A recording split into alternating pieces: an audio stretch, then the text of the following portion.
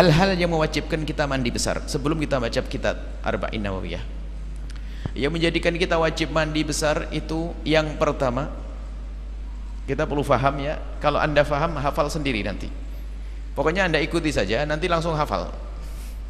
Ikuti saja, faham dulu. Yang mewajibkan kita mandi yang pertama adalah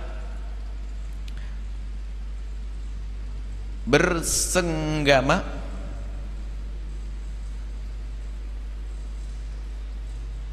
biarpun tanpa keluar mani. Bersenggama biarpun tanpa keluar mani. Ada catatan bersenggama ini. Satu, baik dengan cara halal atau haram. Na'udzubillah. Haram zina, wajib mandi juga. Ya, bersenggama ada catatan. Pertama, baik dengan cara haram atau halal. Kedua,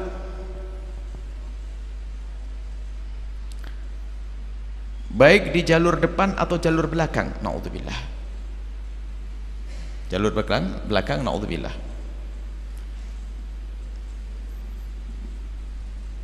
Yang ketiga, baik manusia atau binatang. Ini catatan ini penting supaya faham. Hayal mungkin seorang laki-laki tiba-tiba menggauli kambing, wajib mandi. Na'udzubillah. Ini sekedar contoh saja. Ada seorang wanita digauli kera, wajib mandi. Na'udzubillah, dosa besar. Seorang wanita digauli suaminya lewat lubang belakang, dosa, wajib mandi. Na'udzubillah, na'udzubillah, homo, laki dengan laki masuk lubang belakang, wajib mandi. Jelas ya? Catatannya adalah halal atau haram. Lubang belakang, lubang depan. Baik manusia atau binatang. Jelas, harus gamblang, nggak boleh. Kemudian yang menjadi ukuran wajib mandi itu bagaimana? Bagi kaum laki-laki harus paham. Ini majelis mulia, tidak boleh kita rendahkan majelis dengan guyonan.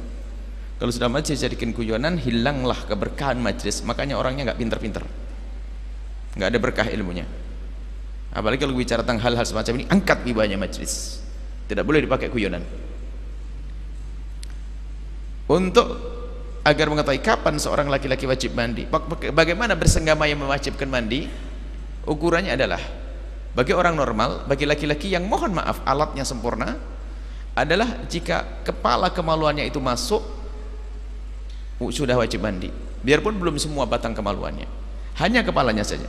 Tapi kalau separuh kemaluan masuk, nggak wajib mandi. Tapi kalau sudah kepala kemaluan masuk, wajib mandi. Jelas, jangan diperlebar, yang penting faham, selesai. Kedua, yang wajibkan mandi yang kedua, keluar mani biarpun tanpa senggama. Keluar mani biarpun tanpa senggama. Mohon maaf, tertidur mimpi basah, dilihat ada air mani, wajib mandi. Keluar mani biarpun tanpa bersenggama. Baik keluar maninya dengan cara yang halal atau haram. Halal adalah mimpi basah, bukan kemauan dia. Halal adalah, mohon maaf, seorang suami mengeluarkan mani dengan tangannya istri. Istri mengeluarkan mani dengan kelihayan tangan suami, halal. Tapi kalau sudah seorang laki-laki mengeluarkan mani dengan tangannya sendiri, haram. Tetap wajib mandi. Yes. Keluar mani wajib mandi. Jadi keluar mani biarpun tanpa senggama. Kalau tadi bersenggama biarpun tanpa keluar mani, dibalik. Fikih itu harus paham, nggak boleh setengah paham. Kalau setengah paham bikin stres. Harus paham betul. Keluar paham. Kalau paham tuh hafal sendiri. Repot nggak paham. Kalau ada ustadz, kalau ada murid nggak paham, salahkan ustadznya, gitu saja sudah.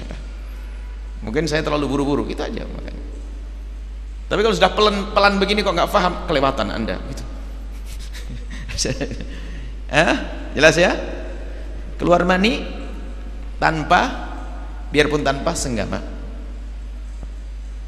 baik dengan cara halal atau haram. Selesai. Jadi kalau ada orang mimpi basah di celananya ada air mani sudah dibahas di majelis ini juga pada pertemuan dulu waktu mukallaf. Kalau diulang-ulang habislah waktunya. Apa itu mani? Kan gitu. Mani bukan warnanya putih, akan mani dengan 3 tanda yang sudah disebutkan pada pertemuan yang lalu. Jangan diulang. Yang ketiga yang mewajibkan mandi adalah melahirkan. Catatan yang penting ini loh, faham itu dari catatan ini. Orang tahu melahirkan. Catatannya biar gak tanya lagi. Catatannya bayi atau bakal bayi. Bayi atau bakal bayi. Bakal bayi apa? Keguguran. Tolong nyambung dong ibu. Ngantuk sudah. Kalau ngantukan saya mulai pagi keluar rumah. Ayo nyambung. Ini anda butuh setiap hari. Yang anda melahirkan mungkin anaknya 16 nanti. Amin. Aminnya takut. Jelas? Apa tadi? Melahirkan bayi atau bakal bayi dengan cara normal atau tidak normal. Tidak normal apa? Sesar. Paham atau tidak? Nggak usah tanya lagi.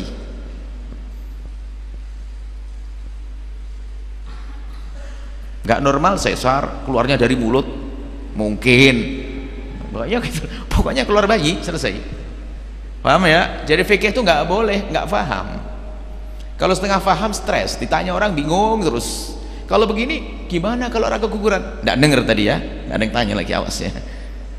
Sesar gimana? Sudah dibahas tadi, mau apa lagi? Ya, jelas ya. Catatannya apa? Bayi atau bakal bayi. Bakal bayi itu semuanya. Bakal bayi mandi pun wajib mandi, bab yang sebelumnya, ya enggak? Ingat enggak? Baik, selesai. Yang ketiga, bukan urusan anda, haid. Nah, kaum pria tidak punya urusan haid. Kami punya fikih haid praktis 30 menit kali 2. Pengalaman waktu mengajar kitab haid, ngajar haid ulama, santrinya lupa, kita pun juga sering lupa. Akhirnya kita harus merumuskan, tapi kita tidak membuat sesuatu yang baru, hanya menyusun dengan cara baru, praktis, belajar haid praktis dan nifas istihadhah 30 menit kali 2, 1 jam. Kita ada fikih praktis haid. Tentunya bukan sekarang, jika ada waktu nanti, kalau mau dilanjutkan pertemuan yang akan datang, oke, sebagai muqaddimah. Haid ada catatannya sendiri. Kalau orang haid wajib mandi nanti setelah selesai haid. Yang kelima adalah nifas. Nifas adalah darah yang keluar setelah melahirkan dengan tuntas ya. Kalau belum tuntas nggak ada nifas. Habis melahirkan, tatanya apa? Kata bidannya ada 2 lagi di dalam, belum tuntas, nggak ada nifas, harus tuntas kelahiran. Nanti ada definisi nifas itu. Nifas melahirkan, tuntas melahirkan, bayi atau bakal bayi sama, dengan cara yang normal atau tidak normal. Maka keguguran nifas, sesar nifas. Jelas ya? Nifas tuntas, darah yang keluar setelah tuntas kelahiran, baik dengan cara normal melahirkan bayi atau bakal bayi. Jelas ya? 5 mewajibkan mandi cuma 5, cuman biasanya tambahannya 6. Cuman 6 ini adalah bukan urusan anda putra, itu urusan yang hidup. Kalau anda mati, kalau kita mati, wajib dimandikan, bukan kita sendiri suruh mandi kan. Suruh mandi gimana? Suruh bangun lagi mandi. Berarti kita ambil 5 saja biar gampang menghafalnya. Sudah hafal? Bersenggama biarpun tanpa keluar mani dengan catatan. Keluar mani biarpun tanpa senggama dengan catatannya. melahirkan dengan catatannya. Makanya kalau ngaji itu pakai catatan. Beliau ngomong catatan nggak dicatat, sih mana catatannya apa nanti ya, ini repot ini belajar.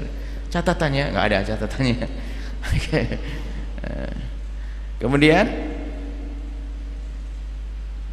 haid, nifas, selesai. Baik, kemudian setelah itu jika ada seseorang mempunyai hadas besar 5 tadi, itu kalau 5 semuanya itu wajib mandinya cuma sekali, nggak harus mandi 5 kali. Contoh, seorang wanita hamil tua, 2 jam lagi melahirkan. Waktu hamil tua digauli oleh suami, wajib mandi tidak? Kemudian setelah keluar wajib mandi, keluar mandi juga wajib mandi tidak? Belum sempat mandi melahirkan, habis melahirkan nifas. Selesai nifas berapa kali mandinya? Cukup sekali, nggak usah diulang-ulang mandinya, cukup sekali, selesai. Catatan yang kecil, kita langsung tutup poin saja hal-hal yang orang sering salah paham. Fikih salah paham masalah melahirkan. Kalau membaca kitab-kitab itu biasanya yang mewajibkan mandi adalah melahirkan. Makanya ada kiai-kiai itu kalau ada orang melahirkan, bukan kiai yang bukan kiai, ustadz, bukan ustadz juga, mau ngantuk kok dia. Jadi kalau habis melahirkan langsung suruh mandi besar, karena dia paham dari kitab tadi mau habis melahirkan wajib mandi besar. Ada ilmunya lagi. Ilmunya adalah jika seseorang dalam keadaan nifas, darah masih keluar, atau haid, darah masih keluar, maka haram baginya mandi besar. Haram baginya mandi besar. Maknanya begini, jika anda seorang wanita melahirkan, memang setelah melahirkan apa wajib? Mandi. Jika ternyata anda tidak terkena nifas, habis melahirkan bersih, nggak ada darah, berarti anda tidak ada nifas. Oke, bener, anda langsung mandi boleh. Cuman umumnya wanita setelah melahirkan kena nifas, maka setelah anda melahirkan belum sempat mandi, ketumpangan darah nifas, anda tidak boleh mandi besar kecuali setelah selesai nifas. Kalau anda mandi besar waktu nifas keluar, haram hukumnya. Nah, ini sering salah paham, langsung suruh mandi sama ustadznya.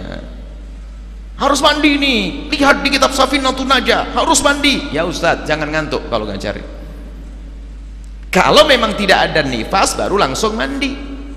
Kenapa diharamkan? Sebab mandi besar itu ibadah. Mandi besar adalah ibadah.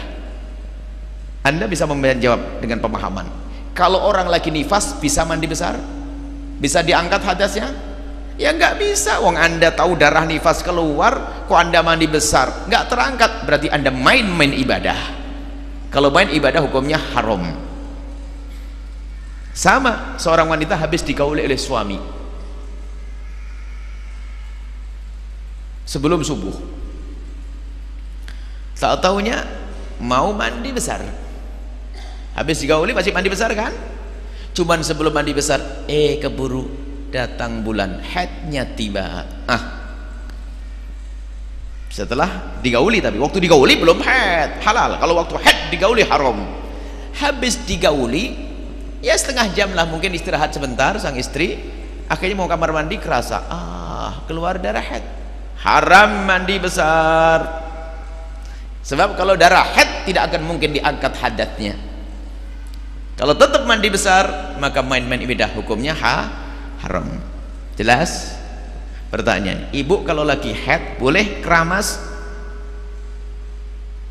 Ya boleh bu, keramas kok nggak boleh bersihkan kepala. Yang nggak boleh mandi besar dengan niat. Nah ini nggak konsen bener kayaknya.